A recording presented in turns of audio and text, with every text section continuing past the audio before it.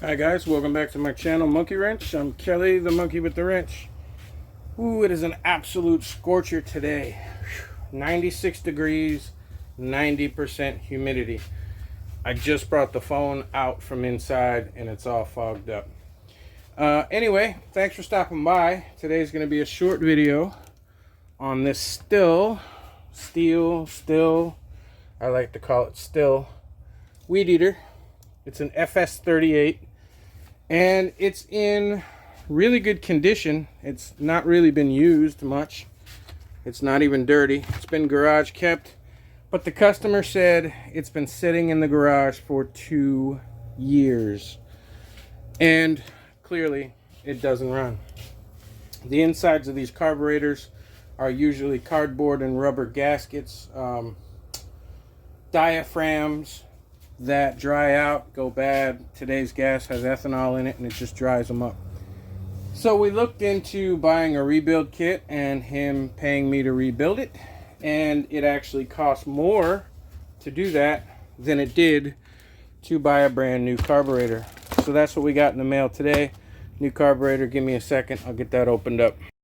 Now these carburetors are pretty simple. There's not much to them when you look at them from the outside. Don't let them intimidate you. I want to say this just came from Amazon today. I ordered it last week, but I want to say it was like, I don't know, 20 bucks or something, 22 bucks, and the rebuild kit was 17. So it comes with a new filter, new fuel lines if you need them, new El Cheapo spark plug from China, which I never use, and the carburetor itself is in this box. And they always hide how you open it.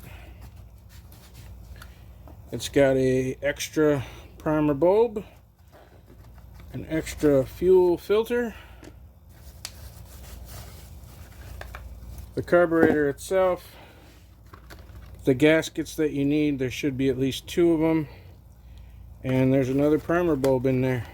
Now I like to buy these kits because there's of course a primer bulb on it, comes with extras, and they go right here in my extras box to use on somebody else. So when somebody comes to the shop and says, oh, I got a broken primer bulb, I don't even have to charge them.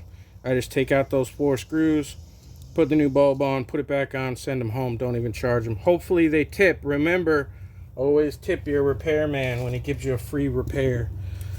But anyway, that's what comes in the box. I can't exactly read the part number, so I'll put it in the description in case you have this same machine and you need to do the same thing. Oftentimes it's cheaper and it's easier just to replace the carburetor rather than rebuild it. And it's a shame because I'm one of those people that's green. I like to fix as many things as possible and not have to buy stuff. But when it comes to these machines, you know, you can spend an hour of your time trying to rebuild them and basically the same amount of money, or you can just get a new one, pull the old one off, and put a new one.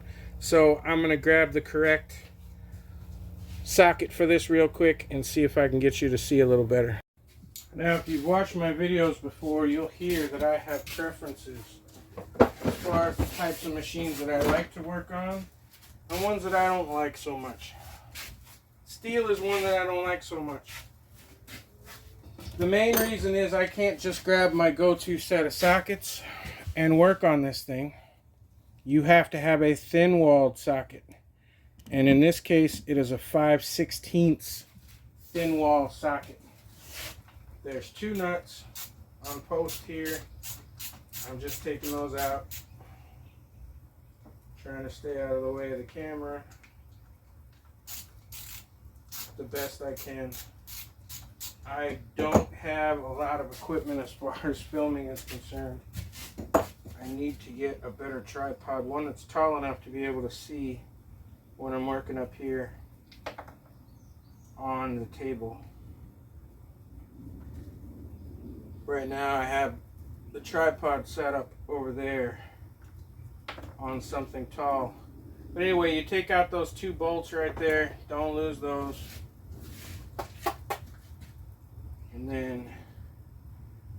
carburetor itself is going to be attached to your fuel lines here and here. We're going to unplug those and make sure that we know which ones are which. And the throttle cable is going to have to come off, and let's see if I can show you that too. Okay, I took the two fuel lines off, and I personally have noted which is which.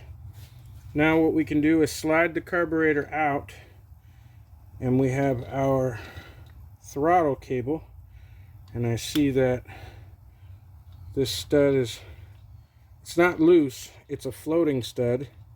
We got a gasket back there, and we got our throttle cable here that goes around this archway, and it just plugs onto the bottom of the carburetor here. So I'm going to set that aside. This gasket does not look bad at all. I don't really see much reason to go and replace it. Yeah, there it is. Because these gaskets from China, they are often not as good as the original gaskets anyway. So what I'm going to do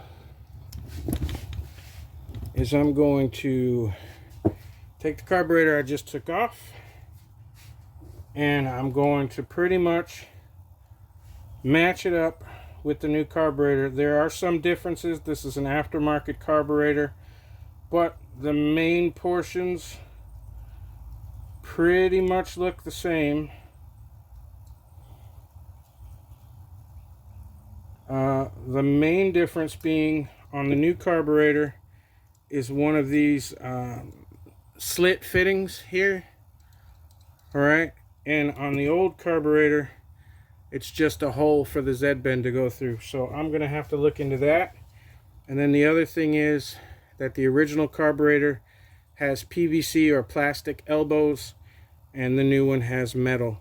But other than that, I don't see any differences. The holes should be the same.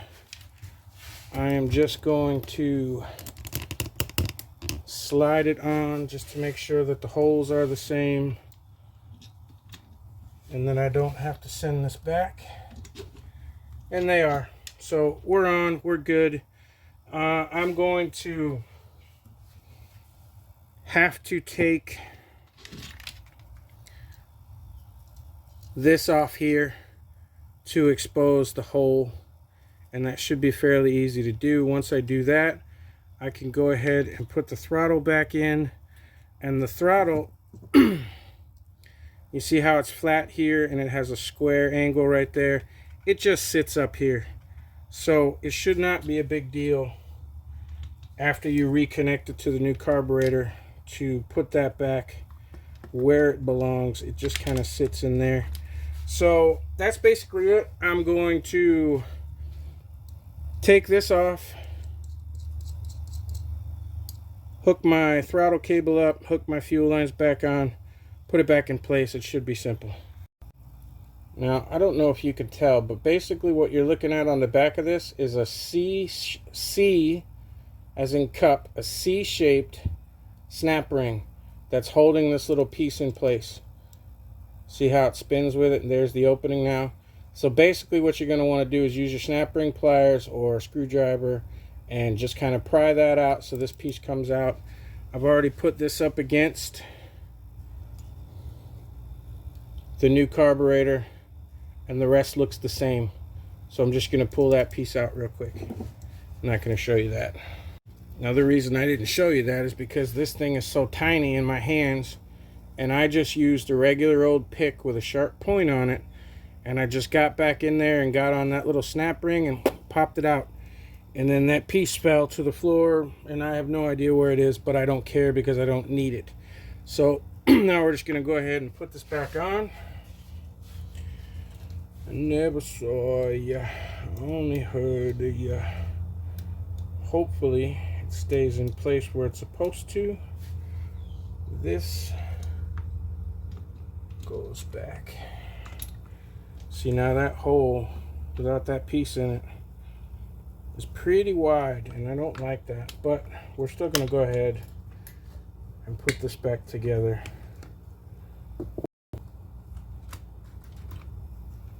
the best we can. I may have to do something with this hole. It's way big for our Z bend. I just don't know what that's going to be yet. But for right now, we're just feeding everything back in place. Put my fuel lines back on. Now you can't smell it because it's not 1960s future science fiction, but the fuel in this is definitely a few years old.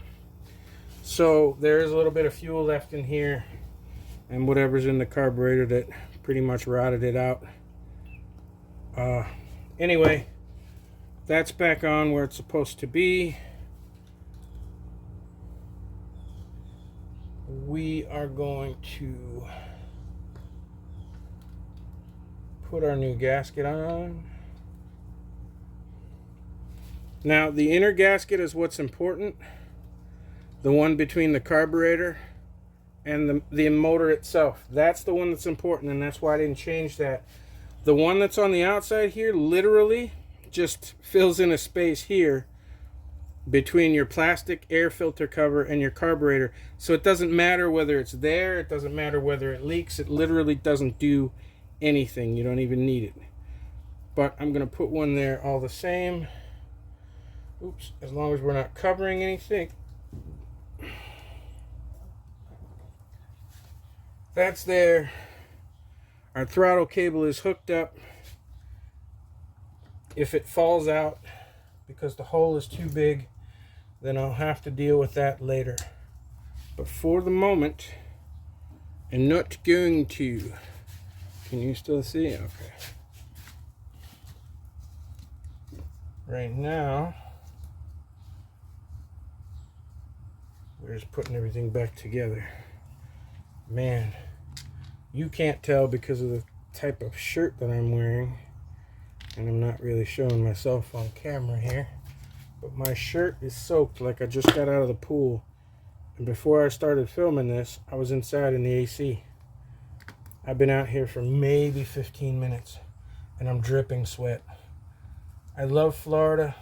I miss the beach. I can't wait till next year when I'm back on the beach. But man, this freaking heat, dude.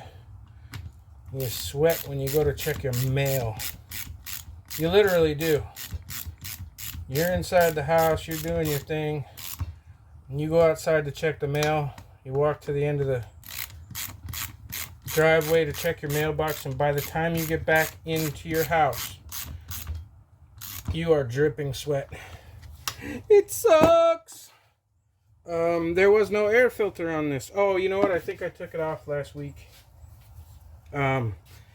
Because originally I dribbled a little bit of fuel into the old carburetor and spun this to make sure it would spin. But I don't know what I did with that old filter. So for now, we'll go ahead and put the new filter on anyway. It doesn't matter. It's all the same. The old filter was in good shape, and even if it wasn't, even if I lost it, I don't care. Now what I'm going to do is I am completely out of fuel. So I'm going to dump out the old fuel from the old tank, run down to the old gas station, get some fuel, mix my fuel up for 2-cycle, and by the power of editing, let's start this thing and see how it runs. And the one pro that this thing has still is that you don't need a special tool to adjust the carburetor. Flathead screwdriver does it. High end, low end. High end sticks out more than the low end does. So let's just fire this thing up. Make sure we're on and just see what it sounds like.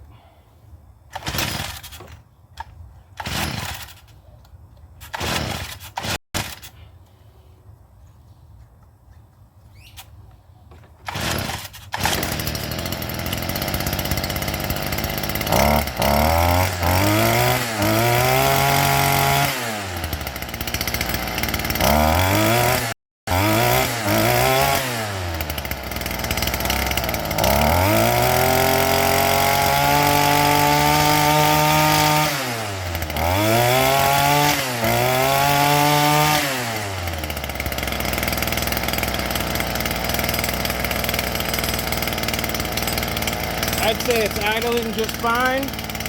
The high end was a little bit low, but all I did was squeeze the trigger and turn the high end until we got max RPMs out of it. It's idling just fine. And for having a brand new carburetor on it and it not being run for 2 years in the very minimum, it sounds pretty good. The head works, everything works great. See if you can see that.